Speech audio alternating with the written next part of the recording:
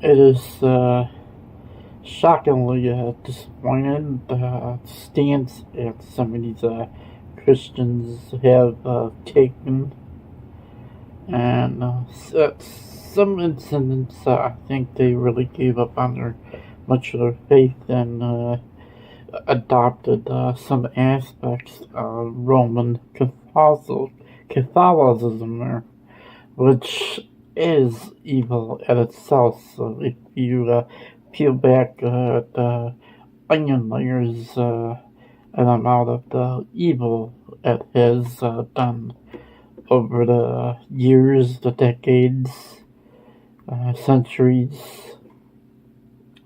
One thing is like with some of the Christian things they evoke, I don't think you should be voting there. Like that's contributing to the system there.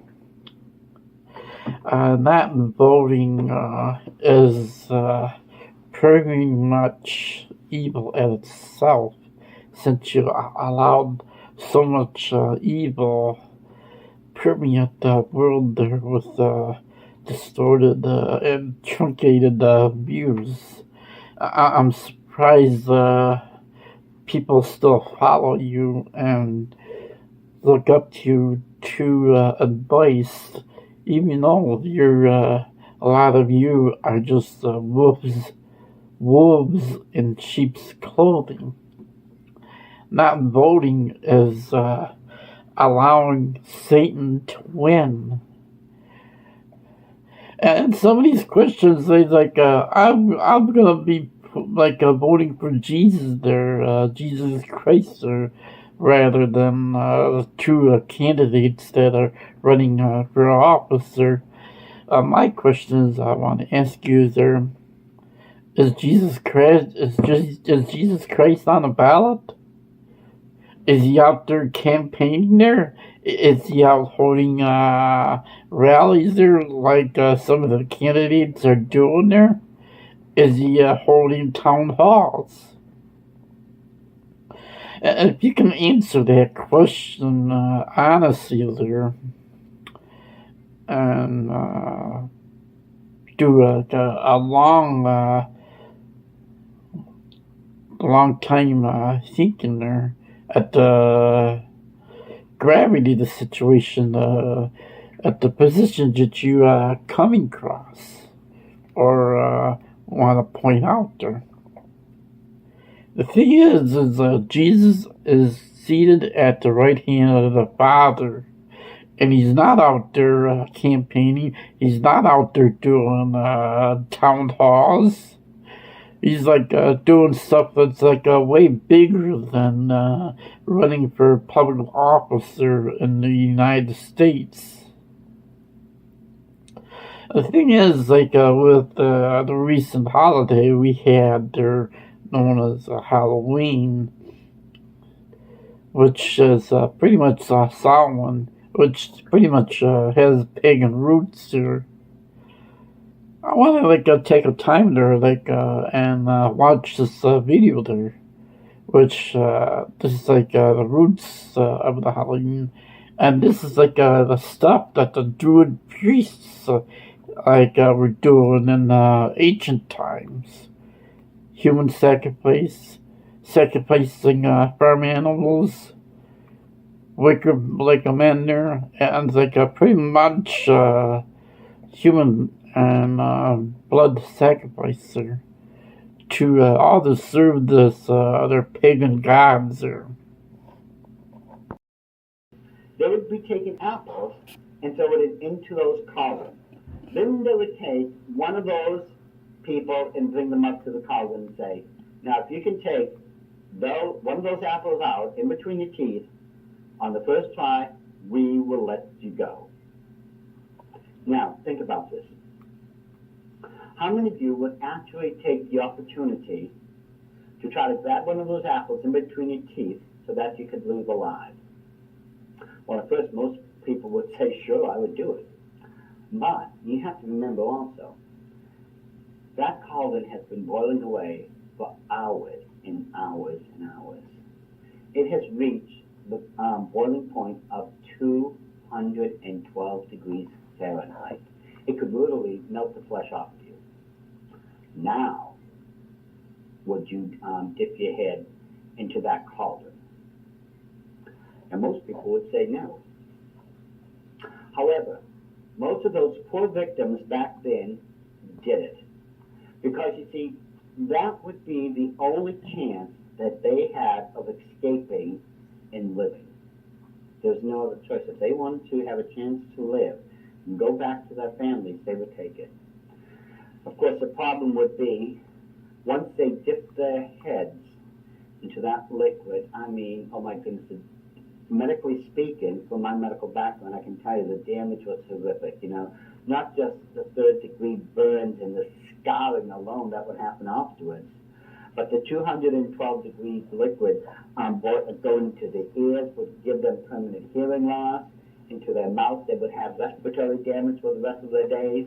If any went in between the eyelids, they'd end up blind or near blind. I mean, the horror of what the Druids considered to be a game is reprehensible in the least.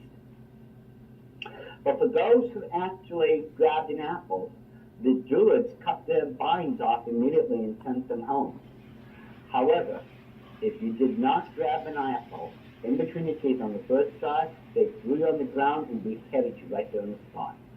And the archaeologists have found many of those remains of those people underneath Stonehenge had indeed been beheaded. Now, before the Druids had set out on their nightly vigils for those 3 days to practice and worship during the nights of Samhain, a week before that event, they had sent the Celtic warriors throughout the entire region and had them gather up thousands of wicker reeds.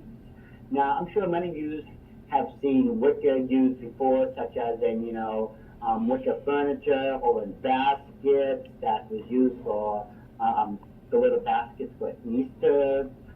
Some people in martial arts are using wicker reeds. Wicker is a very durable substance. It bends and gives, and it really is something you can work with. Now, after those reeds would be brought over, the Druids had built these huge human-like effigies. I mean, they were 20, 30 feet tall, and they had cages built in them.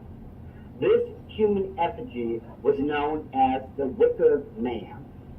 Now, the Wicker Man, as I said before, resembled that of a human being, and there were various cages running throughout it where they would put animal offerings, some had food offerings, the rest of it were where they put their human sacrifice offerings. They put them inside of the Wicker Man.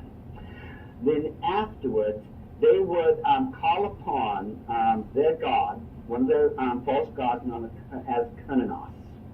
And one thing I forgot to mention, if they didn't have enough room inside the Wicker Man to put all their human sacrifice offerings, they had human cages made out of wicker where they could put the rest of it. But what would happen, the Wicker Man would eventually be engulfed in flames.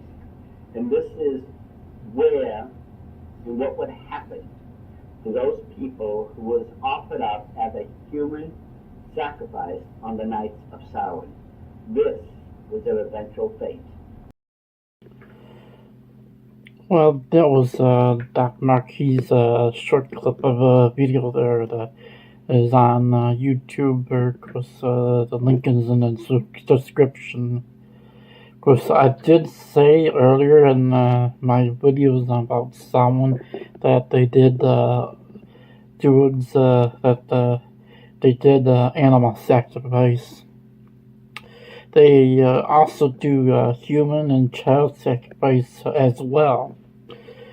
So the thing is, what we have to do as Christians is get back to fundamentals and get back to the Word of God and worshiping God like we should there back in when after the apostles there, after Jesus was crucified. That means you should not be associating yourself with churches that do trunk or treat or participate any of these demonic holidays such as Christmas, Easter, or even Valentine's Day, and New Year's and St. Patrick's Day. By and large, it's pretty much wicked and demonic there.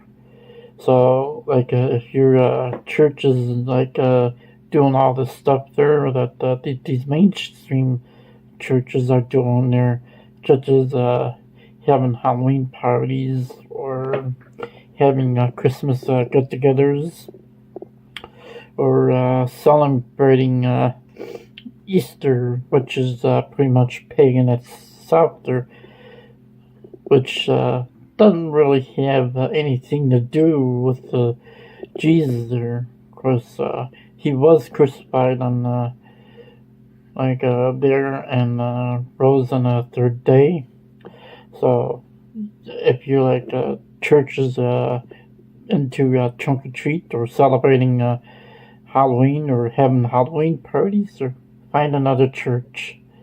If your church is attached in like all these other demonic holidays that's pretty much pagan as well, find another church. This is William Drosky. We'll remind you to shake the money tree. Check out my website there, which is a new website. It's like a privatewealthfocus.com. And don't forget to share this video far and wide. And don't forget to subscribe.